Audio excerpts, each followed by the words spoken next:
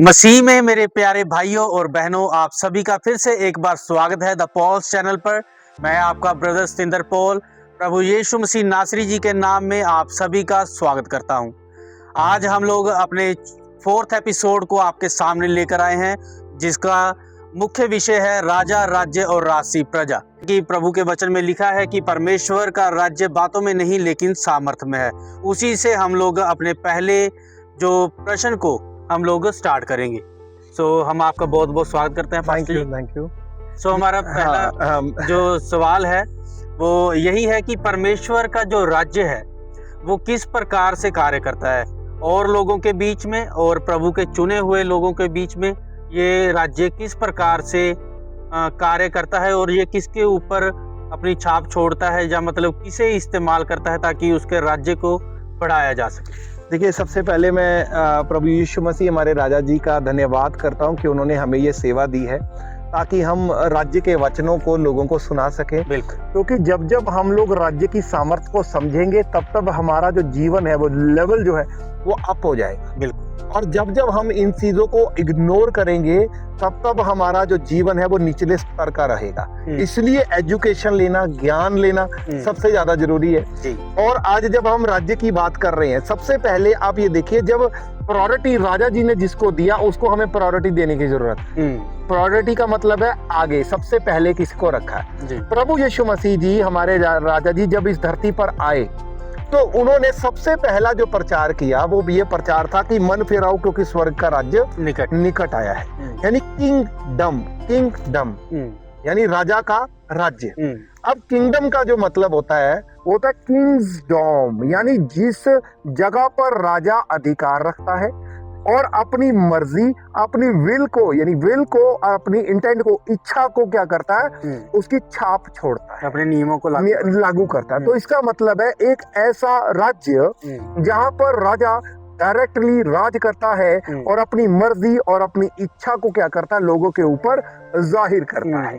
तो ये जो किंगडम, जब प्रभु यीशु मसीह जी कह रहे हैं, हमारे राजा जी कह रहे हैं कि किंगडम आया है, तो इसका मतलब है वो अपनी इच्छा को क्या कर रहे हैं, लोगों को बताना चाह रहे हैं, परमेश्वर की इच्छा को बताना चाह रहे हैं कि वो धरती के ऊपर किस तरह से कार्य करता है।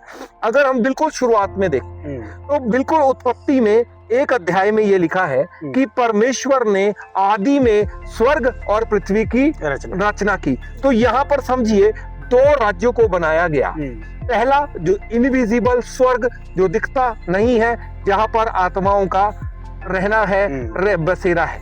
दूसरा पृथ्वी को, जो एक फिजिकल वर्ड है और वहां पर फिजिकल चीजों को रखा गया है। तो दो राज्य परमेश्वर ने क्रिएट किए, एक स्वर्ग और दूसरा पृथ्वी को।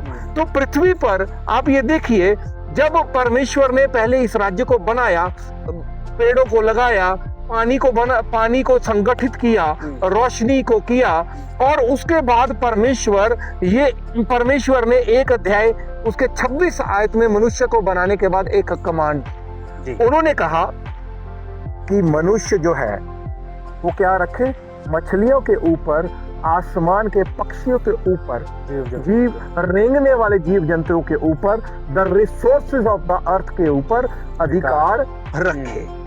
तो अधिकार रखना, अधिकारी बनाना, डोमिनियन, हैव डोमिनियन। इसका मतलब है परमेश्वर साफ तौर पर आदम को ये बात कह रहे थे कि जिसके पास शरीर है, यानी तेरे पास शरीर है और तू इस पृथ्वी पर मेरे बिहाफ पर राज्य करेगा। यानी तू मेरा बेटा है और मेरा ऑफस्प्रिंग है, मैंने ही तुझे बनाया है और तू इस पृथ्वी पर मेरे लिए इस पृथ्वी को चला। ये राज्य का कंसेप्ट था। और उसके बाद क्या हुआ, परमेश्वर ने हर बार आदम को एक इंस्ट्रक्शन दी थी कि तुम इस पेड़ का, भले और बुरे के ज्ञान के पेड़ का जो फल है वो खाना नहीं है। तो राजा की आज्ञा ना मानने का जो दंड है वो देश निकाला होता है। तो बात ये थी, आप अगर पवित्र शास्त्र बाइबल में पढ़ते हैं तो कभी भी आप ये देखेंगे कि हवा को कोई भी इंस्ट्रक्शन परमेश्वर की तरफ से नहीं थी, बल्कि आदम ने ये इंस्ट्रक्शंस दी थी कि तुम्हें इस पेड़ का फल खाना नहीं है। तो वो जो टीचिंग थी, जो टीच था, जो मैनेजमेंट थी, वो सारी की सारी आदम की थी। तो यहाँ पर प्रॉब्लम ये हो गई कि आदम जो था वो हवा के उसको मैनेज करना था, लेकिन वो भी हवा के साथ मिल गया और उसके बाद किया उसने परमेश्वर की आज्ञा को तोड़ दिया और उस फल को खा लिया। किसकी वजह से? शैतान की वजह से। अब शैतान क्यों आया? अब ये सोचो शैतान क्यों आया? क्योंकि उसको एक बात पता थी कि मैं भी शरीर धारण करके आया हूँ और परमेश्वर आत्मा है और वो हमारे बीच में आ नहीं सकता। उनको पता था कि शरीर टू शरीर, बॉडी टू बॉडी बातचीत चल रही है, तो परमेश्वर बीच में इंटरवीन नहीं कर सकते। बहुत सारे लोग ये कहते हैं कि परमेश्वर ओमनीपोटेंट है, परमेश्वर ओमनीसेंट है, वो हर जगह हर समय हर जगह प्रेजेंट है। तो उस समय अगर अदन की वाटिका के अंदर परमेश्वर होते तो ये दुनिया पाप में गिरती ही ना। तो परमेश्वर ने रोका क्यों नहीं? दरअसल उस कमांड की वजह से जो मैंने आपको बताई, हैव डोमिनियन, उस तुम्हें अधिकार रखना, जिसके पास शरीर है उसको पृथ्वी के ऊपर अधिकार रखना। तो राज्य के अंदर शैतान को ये बात पता थी, इसीलिए उसने सांप के शरीर को धारण किया, जो सबसे धूर्त था, सबसे ज्यादा एक कहिए कि क्या बोलते धूर्त के लिए, घिनौना एक वो काम करने वाला था। और उसने आके हवा को बहकाया। बहकाते रहते हैं, लेकिन उसको बहकना क्यों था? बात सवाल यही पर थी। जब बहक गई हवा, वो बहक गई, उसने वो फल खा लिया और उसके बाद श्राप देखो क्या आए। पहली बात, देश निकाला। तुमने राजा की बात को नहीं माना। तुम्हें अब ये जो पेड़ के फल है, पहले तुम बड़े खा के सबको तुम्हें अच्छे से मिल रहा था, है ना? अब नहीं मिलेगा। You will not eat that food. जाओ उगाओ। और पवित्र शास्त्र बाइबल में परमेश्वर ने कहा जब तेरा पसीना धरती पर गिरेगा, माटी में मिलेगा, तब उसकी तो कमाई खाएगा। यानी आदम के लिए ये ठहरा दिया गया कि बड़े दुख की रोटी उसको खानी पड़ेगी। दूसरा, औरत को जब श्राप दिया गया, औरत को ये कहा गया कि तू दुख के साथ बच्चा जनेगी, तकलीफ के साथ। मुझे याद है कि कितनी सारी हड्डियां टूटती हैं, उसका दर्द एक औरत को सहन करना पड़ता है। शायद 32 या 36 हड्डियां टूटती हैं एकदम, जब वो बच्चा जनती, इतना दर्द उसको सहन करना पड़ता है। और फिर जो शैतान था उसको क्या कहा गया? मिट्टी खाएगा। और एड़ी क्या करेगा? तू स्त्री की एड़ी को दसेगा, वो तेरे सर को कुचलेगी। यानी इसी ऑफस्प्रिंग, यानी इसी औरत की वजह से तेरा सर कुचला जाएगा और वापस मैं अपना राज्य उससे ले लूंगा। हालेलुया। तो यहाँ पर हमें ये देखने की बात है कि उस राज्य के अंदर सब कुछ मौजूद था। वहां पर फल थे, वहां पर अधिकार रखने के लिए जानवर थे, सबको अधिकार में, पूरे नेचुरल रिसोर्सेज के ऊपर आदम जो था वो अधिकार रखे हुए था। लेकिन वो राज्य जो था अवमानना की वजह से चला गया। लेकिन फिर भी इंसान वापस आया, परमेश्वर दयावान है। उन्होंने वो इजराइल को चुना, संत इब्राहिम को चुना, एक लौता बंदा जो धरती पर परमेश्वर से बातचीत कर रहा था। और परमेश्वर ने उनसे क्या कहा? संत इब्राहिम से कहा, गो टू दैट प्लेस जहां पर मैं तुझे दिखाता हूँ, जो मैं तुझे दिखाता हूँ, तुम्हें वहां पर जाके राज्य बनाना है। यानी राज्य की बात हो रही है। परमेश्वर कह रहे हैं तुझे जाके वहां पर क्या करना है? एक राज्य बनाना है। यानी मेरी मर्जी को वहां पर पूरा करना है, क्योंकि मालिक है। अब एक घर के अंदर मालिक को वापस कब्जा लेना है। वो अपने एक प्रजा को खड़ा कर रहा है, ठीक है, वो अपने एक लोगों को चुन रहा है। फिर वो आगे राज्य बढ़ता चला गया। संत मूसा जी के द्वारा बहुत सारे जो लोग थे उनको मिस्र से निकाला गया और फिर वो राज्य आगे बढ़ता चला गया। राजा दाऊद के पास गया। पहला जो राजा था, जब लोगों ने इजराइल का राज्य जब एस्टैब्लिश होने लगा तो वहां पर समस्या ये आ गई, राज्य बन गया, फिर अदन की वाटिका को दोबारा दोहराया गया। कैसे? सैमुएल नबी को जाकर वो कहते हैं कि अब ऐसा ना हो कि यहोवा हम पर राज्य करे, अब हमारे लिए एक ऐसा व्यक्ति ठहरा दे जो धरती के ऊपर हमारा राजा बन जाए। अब ये बात सैमुएल नबी को बहुत बुरी लगी, क्योंकि उन्होंने फिर से परमेश्वर को अदन की वाटिका से निकालने की कोशिश कर रहे हैं। बिल्कुल। और परमेश्वर के पास जब सैमुएल नबी जाते हैं, वो फिर से सैमुएल नबी को कहते हैं, परमेश्वर कहते हैं कि उन्होंने तुझे नहीं बल्कि मुझे इस राज्य के लिए, राज्य करने के लिए तुच्छ जाना है। परमेश्वर यहोवा ने फिर उन्होंने वो कमांड दी कि ये जो व्यक्ति है उनको जाके बोल दे कि जो राजा बनाएगा वो तुम्हारी स्त्रियों से काम करवाएगा, तुम्हारे बच्चों से काम करवाएगा, तुम्हारे ऊपर तशद्दुद करेगा, तमाम तरह की बातें करेगा। लेकिन फिर भी लोगों का मन इतना हार्ड था कि उन्होंने कहा कि हमारे लिए शाऊल को दे राजा बना। फिर वहां पर राज्य बना, लेकिन वो फिर करप्शन में किस तरह से लिप्त हुआ हम पवित्र शास्त्र बाइबल में पढ़ते हैं। लेकिन आफ्टर जब पवित्र शास्त्र बाइबल में लिखा जब समय पूरा हुआ, जब समय पूरा हुआ तो परमेश्वर ने अपने राज्य के मॉडल को धरती के ऊपर बनाने के लिए राजा को, स्वयं राजा को भेज दिया। और वो राजा जो आए उन्होंने सामर्थ्य के साथ राज्य का प्रचार करना शुरू किया। प्रभु यीशु मसीह जी को जब लोग देखते थे वो कहते थे कि ये अधिकारी की नहीं प्रीच करता है। वो एक आम लोगों की तरह प्रीच नहीं कर रहे थे, वो अधिकारी की नहीं प्रीच कर रहे थे। और क्योंकि वो राजा अपने राज्य में वापस आ गया, वो शरीर लेकर, एक पवित्र आत्मा जी के द्वारा वो शरीर लेकर, पवित्र आत्मा जी की सामर्थ के द्वारा परमेश्वर को भी एक बीज बनाकर एक औरत के कोख में डाला गया। और वो बीज जो था वो प्रभु यीशु मसीह जी के रूप में हमारे सामने आया और अपने राज्य में उन्होंने काम करना शुरू कर दिया। आप ये देखो, सबसे पहले जंग होती है। जंग 40 दिन की थी, घुटनों पर लड़ी गई, फास्टिंग के दौरान लड़ी गई। और प्रभु यीशु मसीह जी ने आत्मिक रीति से उस शैतान से उस धरती के राज्य को छीन लिया। और छीनने के बाद राजा क्या करेगा?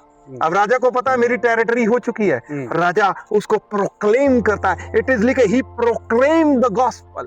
वो जाके लोगों के बीच में मुनादी करता है कि परमेश्वर का राज्य आ गया है, परमेश्वर का राज्य जो है वो अब धरती पर काम करना शुरू कर दिया है। और अंधे जो थे उनको रोशनी दी गई, लंगड़ों को चलाया गया, मुर्दा को जीवित किया गया। लोगों ने देखा उस सामर्थ को जिसको आज तक लोग दोबारा कभी नहीं देख सकते।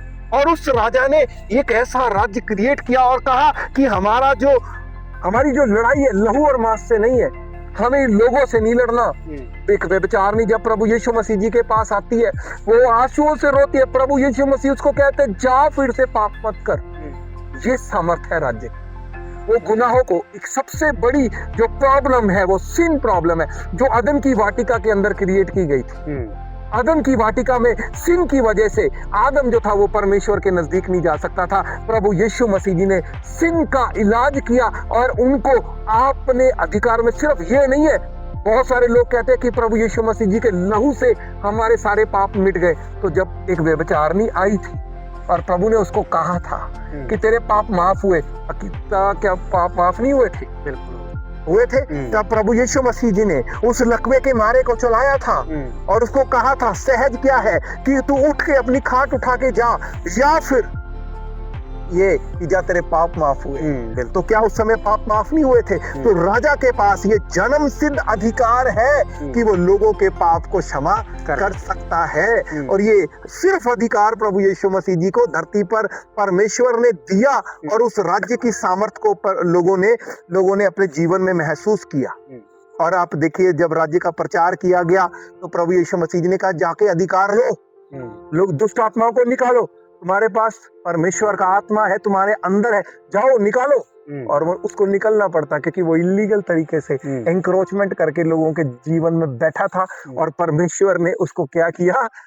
उसको निकालने के लिए अपने बेटे को भेजा और उस सामर्थ के राज्य का फैलाव जो था वो धरती के ऊपर हुआ। बहुत सारी ऐसी आयतें हैं पवित्र शास्त्र बाइबल में लिखा है कि जब प्रभु हमें एक राज्य दिया गया है, हमें एक राज्य दिया गया है, हमें एक पुत्र भी दिया गया है, हमें एक राज्य भी दिया गया है। पवित्र शास्त्र बाइबल में लिखा है कि हमें एक राज्य बना दिया गया है, हमें परमेश्वर ने एक राज्य बना दिया है। तो ये जो राज्य है ये संविधान के द्वारा चलता है।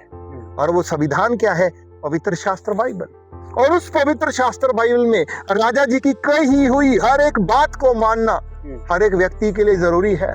आज बहुत सारे लोग ऐसे हैं जो हाथ में माला पकड़ कर राजा यीशुआ जी, राजा यीशुआ जी, राजा यीशुआ जी पुकारते हैं और वो कहते हैं कि जो नाम लेगा वो बचाया जाएगा, लेकिन जो राजा की बात है उसको मानते नहीं है। तो आप ये सोचिए कि क्या स्वर्ग का राज्य धरती पर उनके लिए कार्य करेगा? आज बहुत सारे लोग अलग अलग चर्चिस में जा रहे हैं बट दे आर ब्रोक, वो टूटे हुए हैं। आज बहुत सारे लोग जो है वो लगातार पवित्र शास्त्र बाइबल को चैंटिंग कर रहे हैं, एक पाठ की तरह कर रहे हैं, और दे आर स्टिल ब्रोक। वो टूटे हुए हैं क्योंकि वो राज्य की सामर्थ्य को समझ नहीं पा रहे हैं, जिसकी वजह से उनके जीवन में एक धर्म ने, एक अलग से धर्म ने जन्म ले लिया है। जाओ माथा टेको, वापस आओ, बात को मत मानो। लेकिन जब कोई व्यक्ति परमेश्वर के राज्य की बात करता है, चुरा लिया जाता है ये बीज लोगों के जीवन से। प्रभु यीशु मसीह जी कहते हैं कि राज्य का सुसमाचार जब सुनाया जाता है वो चुरा लिया जाता है। तो लोग जो है आज इस बात को समझ नहीं पा रहे हैं कि हम एक राज्य का हिस्सा है जो धरती के ऊपर अंधेरे के राज्य को मिटाकर जो है वो लाया गया है, और हमें परमेश्वर के गुणों को, प्रभु यीशु मसीह जी के गुणों को अपने जीवन में प्रकट करना है। तो ये बहुत ही अच्छा हम लोगों ने प्रभु के दास से सीखा है कि जो भी प्रभु के पास आता है तो वो उसके राज्य का हिस्सा हो जाता है। और पवित्र शास्त्र बाइबल हमारे लिए एक संविधान है, और उस संविधान के ऊपर ही हम लोगों को चलने की ज़रूरत है, तभी हम इस राज्य के कहला सकते हैं और इस राज्य को बढ़ा भी सकते हैं। तो मैं और एक बात पूछना चाहता हूँ कि जैसा प्रभु का राज्य है, तो प्रभु के राज्य में हम लोग किस प्रकार से जो बढ़ोतरी है उसे हम लोग अपने जीवनों में देख सकते हैं। अगर हम सिर्फ राजा की बात को सुनेंगे लेकिन मानेंगे नहीं, तो ये मतलब इस तरह से होगा कि हम हर एक संडे चर्च तो जा रहे हैं लेकिन फिर भी हमें अपने जीवन में कोई भी उन्नति नहीं दिख रही। तो परमेश्वर का राज्य, जब हम राजा जी को अपना राजा मानते हैं, प्रभु यीशु जी को अपना राजा मानते हैं, तब राज्य हमारे लिए कैसे कार्य करता है, उसके लिए हम क्या कर सकते हैं? देखो, आजकल बहुत सारी जो चर्चा है वो सोशल मीडिया के ऊपर है।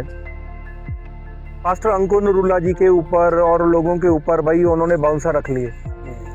एक बार की वीडियो मुझे याद है कि जब पास्टर अंकुर नरूला लोगों के बीच में थे, अपोस्टल जी बीच में थे, तो वहां पर कोई बाउंसर था नहीं।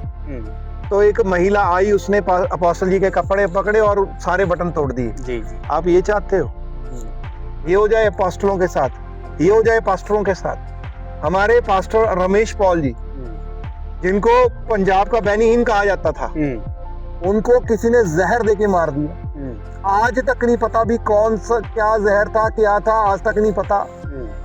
तो क्या करें?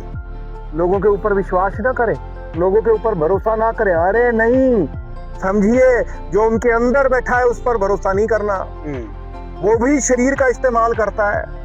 उसने हवा को बहकाया तो वो किसी व्यक्ति को बहकाकर किसी पास्टर के खिलाफ खड़ा क्यों नहीं कर सकता? आज आप सोशल मीडिया देखो, सोशल मीडिया पादरियों के खिलाफ भरा पड़ा है, क्योंकि जितने भी लोग होते हैं उनको ऐसे लोगों के खिलाफ बोलने में मजा बड़ा आता है, बड़ा स्वाद आता है। मतलब दूसरा राज्य इस्तेमाल करता है। दूसरा राज्य जो है वो लगातार डिफेम करता है उन लोगों को जो परमेश्वर के राज्य के लिए काम कर रहे हैं। आज जब भी हम लोग इन चीजों के ऊपर चर्चा करते हैं, हमें एक समझने की जरूरत है, ये जो किंगडम है ये मैनेजमेंट की वजह से सारा खराब हुआ था। यानी man is equal to manager. एक फॉर्मूला है, if you mismanage anything in your life you will lose it. अगर आप जगत के अंदर किसी भी तरीके की मिसमैनेजमेंट करते हैं, आप गवा देंगे। अगर जो आपको चर्च दिया गया है, अगर आप उसको मिसमैनेज करेंगे, आप गवा देंगे। आप अपने बच्चों का ख्याल नहीं रखेंगे, आप उनको गवा देंगे। आप पैसे का ख्याल नहीं रखेंगे, आपको मैनेजमेंट नहीं करेंगे, तो आप उसको गवा देंगे। यू विल नॉट, जो आपके अपने घर परिवार को अगर आप संभाल के नहीं रखोगे, वो घर परिवार आपसे चला जाएगा। तो मेरे प्रियो, जो भी आप जिंदगी के अंदर मिसमैनेज करते हैं वो आपको क्या करता है, लूज करना पड़ता है। इसीलिए हर एक पास्टर जो है, आज का एक विश्वासी जो है, इस बात को समझ नहीं पा रहा कि चर्च की मैनेजमेंट के लिए टाइथिंग भी जरूरी है, क्या एक दशमांश भी जरूरी है, भेंट भी जरूरी है। दशमांश है, उसका कंसेप्ट पवित्र शास्त्र बाइबल में बदल दिया गया है। उसमें यह कहा गया है कि अ चीयरफुल गिवर, जो जितना देना चाहता है उतना दे, उतना ज्यादा दे सकता है। ये तो इसका मतलब वो कम नहीं हुआ, वो ज्यादा हो गया। वो पहले 10 था, 90% कर दो, अब 80% कर दो, 50 कर दो। लोग बहुत सारे इसी बात पे सवाल उठा देंगे कि पास्टर जी पैसा मांग रहे हैं। अरे भाई साहब, किसी भी पास्टर को परमेश्वर खाने के लिए देता है, पहनने के लिए देता है। लेकिन जो चर्च की मैनेजमेंट करनी है, जो राज्य परमेश्वर ने उसके इर्द गिर्द दिया है, उसको मैनेज करने के लिए क्या चाहिए? रिसोर्सेज। और उसी रिसोर्सेज को हम लोगों को बात करते हैं। तो अगर आप इस राज्य की सामर्थ्य की बात करते हैं तो राज्य का गवर्नर पवित्र आत्मा जी है। वही पवित्र आत्मा राजा जी को, पवित्र शास्त्र बाइबल में लिखा है, जब पवित्र आत्मा तुम पर उतरेगा तो तुम सामर्थ पाओगे और सब जगह मेरे गवाह ठहरोगे। गवाही किसकी देनी है? प्रभु यीशु मसीह जी। ये लिखा है कि जब पवित्र आत्मा जी आएंगे वो मेरी बातों में से लेकर तुझे समझाएंगे। किसकी बातों में से? राजा जी की बातों को लेकर समझाएंगे। तो पवित्र आत्मा जी का जो काम है वो परमेश्वर के राज्य को इस धरती पर एस्टैब्लिश करना है। प्रभु यीशु मसीह जी कहते हैं धन्य है वो जो मन के दीन है। प्रभु यीशु मसीह जी कहते हैं तुम मुबारक हो जब तुम दूसरों की सलाहियत को पूछते हो। तुम मुबारक हो जो तुम धर्म के भूखे और प्यासे होते हो। तुम मुबारक हो जब तुम्हें मेरे लिए सताया जाता है, क्योंकि उन्होंने मुझे भी सताया, लेकिन स्वर्ग राज्य में तुम्हारे लिए बड़ा अजर है। तो यहाँ पर स्वर्ग का जो राज्य है वो राजा जी की बातों के ऊपर है। जो राजा जी ने कहा वही फाइनल है, उसके ऊपर कोई किंतु परंतु नहीं। जो राजा जी ने कह दिया सो कह दिया है। यही राज्य है, यही राज्य है। अदन की वाटिका में आज्ञा को तोड़ा और इंसान को सारी पृथ्वी के ऊपर भटकना पड़ गया। और क्योंकि राजा ये जानता है कि ये प्रोडक्ट कैसे बनाया है और वो अच्छे से काम कैसे करता है। जब आप एक नया प्रोडक्ट, एक टीवी लेके आते हैं तो सबसे पहले क्या करते हैं? आप मैन्यूल निकालते हैं, आप मेन्यू उठाते हैं कि ये काम कैसे करता है। कहीं आपने कहीं लीड यूएसबी कहीं और लगा दी और लीड को कहीं और लगा दी, टीवी का पटाखा पड़ जाएगा। अगर आपको समझना है कि एक इंसान काम अच्छे से कैसे करता है, संविधान पढ़िए, पवित्र शास्त्र बाइबल पढ़िए, आपको पता लग जाएगा कि एक इंसान काम कैसे करता है। एक वॉशिंग मशीन अच्छे से काम कैसे करती है कौन बता सकता है? इंजीनियर। तो जिसने आपको और मुझे क्रिएट किया है, ये कैंसर कैसे जा सकता है उसको पता है। पवित्र शास्त्र बाइबल में लिखा जो मन की सड़ाहट है वो हड्डियों को गला देती है, कैंसर हो जाता है। पवित्र शास्त्र बाइबल में लिखा है जो मन की सड़ाहट से कैंसर हो जाता है। आज तक कैंसर का कारण ही नहीं पता क्यों होता है। पवित्र बाइबल बता रही है क्यों होता है कैंसर। मन की सड़ाहट से, जो टेंशन, जो इर्द गिर्द हमारा जो खाना पीना गलत है, ये जो सारी मिसमैनेजमेंट है वो हमें लीड करती है डिसीज की तरफ। परमेश्वर क्यों हमें हील करते हैं? राज्य क्यों हील करता है? राज्य हील इसलिए करता है ताकि हम राजा जी की सेवा अच्छे से कर सकें। तो जब आप इंस्ट्रक्शन मैनुअल पढ़ेंगे, पवित्र शास्त्र बाइबल को, जो हमारा संविधान है उसको पढ़ेंगे, तो आपको ये समझ में आ जाएगा कि हमें करना क्या है और क्या नहीं करना, और ये राज्य ऑपरेट कैसे करता है। ये राज्य एंजल्स के द्वारा, पवित्र आत्मा जी के द्वारा धरती के ऊपर ऑपरेट करता है। और ये लहू और मांस को क्या करता है? डिफरेंशिएट, अलग, गूदे को अलग कर देता है। जो हमारे अंदर पाप बसा हो उसको अलग कर देता है। ये जो परमेश्वर का वचन है ये हमें सारी बातों को सिखाता है और हमें एक ऐसा धरती को राज्य बनाने की ताकीद करता है। जैसे स्वर्ग में परमेश्वर की इच्छा पूरी होती है, वैसे धरती पर हमारे इर्द गिर्द पूरी हो। धर्म नहीं राज्य, धर्म नहीं राज्य, यानी राजा की इच्छा इस धरती पर जैसे स्वर्ग में वैसे पृथ्वी पर पूरी हो जाए। शुरुआत तो कीजिए अपने घरों में, अपने बच्चों को सिखाइए 10 आज्ञाएं, अपने बच्चों को सिखाइए प्रेयर करना, अपने बच्चों को सिखाइए इस तरह से परमेश्वर के सामने जाना, अपने बच्चों को सिखाइए कि परमेश्वर की बातों को कैसे मानना है। किसी के साथ चोरी नहीं करनी, ठगी नहीं करनी, किसी के प्रति गलत नहीं बोलना। चीजें सिखा के तो देखो, स्वर्ग बन जाएगा घर, जहाँ कोई लड़ाई नहीं, झगड़ा नहीं, कोई कुछ नहीं, सब कुछ रिसोर्स कहाँ से है? परमेश्वर की ओर से है। एक अद्भुत बात है, जब दुनिया में बहुत कम लोग थे तो लोग कहते थे पेट्रोल का इस्तेमाल ध्यान से करो कहीं खत्म ना हो जाए। फिर कहते थे पानी खत्म हो रहा है बहुत जगह से, लेकिन थोड़ी देर बाद पता लगा वो पानी का लेवल अप आ गया। कैसे आ गया? जब आसमान से दरवाजा खुला, वो रिसोर्स आसमान से हुआ, धरती का पानी का लेवल फिर से आ गया। एक इंसान डरता बहुत है, मेरे घर में सब कुछ खत्म हो रहा है, वो सारपत की विधवा के तरह मैं इतना सा खाऊंगी और मर जाऊंगी। लेकिन नबी ये कहता है कि मैं तुम्हें सच कहता हूं, तुम्हारे घर में आटा और मैदा और तेल खत्म नहीं होगा जब तक ये अकाल खत्म नहीं होगा। ये राज्य है, द राज्य of prosperity, the kingdom of prosperity around you. परमेश्वर चाहते हैं कि आपके घर की हर कमी घटी जो है वो स्वर्ग से पूरी की जाए। मिरेकल्स होते हैं बहुत सारे लोगों के जीवन में, तो यही राज्य की सामर्थ्य है भाई, जो लोगों को पृथ्वी के स्टाइल के अनुसार नहीं, जो चिंता में पड़े हैं, जो सुसाइडल आत्मा में पड़े हैं, जो अलग अलग चीजों में पड़े हुए हैं, डिप्रेशन के शिकार है, अरे छोड़ो, राजा जी आ गए हैं। मन फिराओ, अब मन को बदल दो, बस अपने सोचने के तरीके को बदल दो, क्योंकि राज्य धरती पर कार्य कर रहा है। तो बहुत ही अच्छा राज्य के विषय में हम लोगों ने सीखा है। तो अंत की बात यही है कि परमेश्वर का राज्य जो सामर्थ्य से भरा हुआ है वो इसी प्रकार से कार्य करता है कि पवित्र शास्त्र बाइबल को जब हम अपने जीवनों में पूरी तरह से ले लेते हैं और उसके अनुसार चलते भी हैं, तभी राजा हमसे खुश है, ताकि हम परमेश्वर के राज्य का विस्तार इस पृथ्वी के ऊपर अपने लोगों के द्वारा प्रभु करना चाहते हैं और हम कर सकें। तो आप सभी का बहुत बहुत धन्यवाद हम लोग करते हैं, पास्टर जी का धन्यवाद करते हैं। तो मैं चाहता हूं पास्टर जी हमारे दर्शकों के लिए आप प्रार्थना भी ज़रूर से करें, ताकि परमेश्वर के नाम से हमारे जो दर्शक हैं वो आशीष और बरकत को ले सकें। आइए, पवित्र शास्त्र बाइबल में लिखा है कि अपने हाथों को उठाएं और प्रार्थना करें। कलीसिया। धन्यवाद। स्वर्गीय पिता परमेश्वर, आपका धन्यवाद करते क्योंकि आपने इस सेवा के लिए हमें चुना है। आपका राज्य धरती पर है और बढ़ रहा है मेरे प्रभु। जो जो कोई आपकी आज्ञा को मानता है वो आपके राज्य में प्रवेश करता है। मैं विश्वास करता हूँ अंधेरा प्रभु यीशु मसीह आज आपके पवित्र नाम से दूर हो रहा है। बहुत सारे लोग जो इस वक्त हमें देख रहे हैं उनके जीवन में आप बदलाव लेके आ रहे हैं मेरे प्रभु। सुसाइडल आत्माएं, डिप्रेशन की आत्माएं, बीमारी की आत्माएं प्रभु यीशु मसीह जी के नाम में इनके घरों से, इनके शरीरों से निकाली जाती है मेरे पिता। मैं विश्वास करता हूँ मेरे प्रभु, आपकी बड़ी सामर्थ आज लोगों के जीवनों में, घरों में कार्य करेगी, ताकि इनका घर प्रभु स्वच्छ हो जाए और आपका पवित्र आत्मा उसमें वास करे। Yes Lord. मेरे प्रभु, मैं विश्वास करता हूँ इस वक्त कि आप हमारी प्रार्थना को सुन रहे हैं और सभी के जीवनों को बदल रहे हैं। खुदावन धन्यवाद कि आपने हमारी प्रार्थना को सुना और कबूल किया।